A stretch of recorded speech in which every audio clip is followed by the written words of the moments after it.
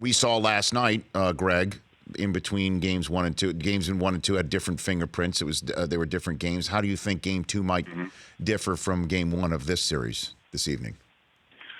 Well, listen, I do think that I don't think that Brook Lopez is going to have the kind of game he had. Right. But let's not forget, though, Brook Lopez was the best player on an NBA team. He was an all-star. Like, he's not incapable of having an impact. It's just that this is why a team like Milwaukee is so good, because they have a lot of guys that can have a Brook Lopez game.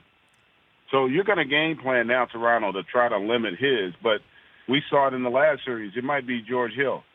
It could be Malcolm Brogdon, Ilyasova. Like, they've got a lot of guys, Mirotic, who could have a big game because they've got those great ones when you talk about Antetokounmpo, and he's going to command so much attention that the opportunities are going to be there for success.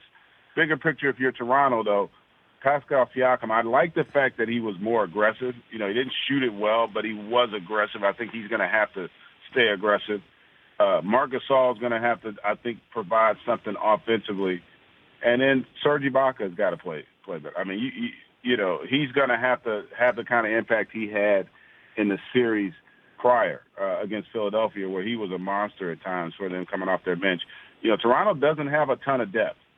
And I thought Kawhi got tired in this game, even though he got Kyle Lowry for 30 points. I just think down the stretch, Kawhi was worn down. So they got to figure out a way to get more balance in their offense.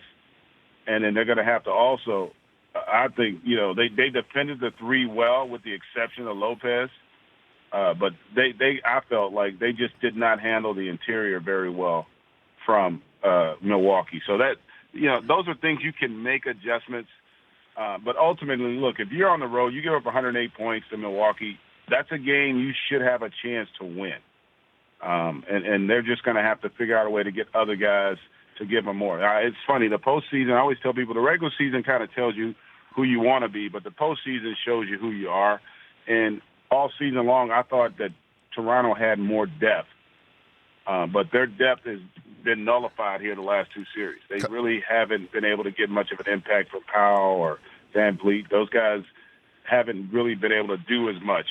Ibaka's been the one guy that they could count on off their bench.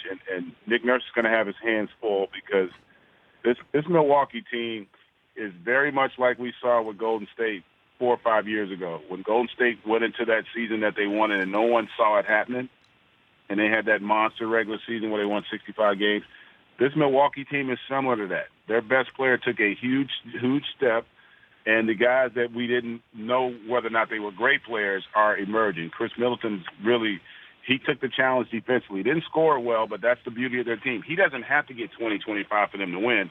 He made the commitment, I'm going to go out and battle against Kawhi Leonard, and he made Kawhi the most inefficient he's been in the postseason. For more of The Rich Eisen Show, tune to Audience Channel 239 on DirecTV for free on BR Live or download The Rich Eisen Show app.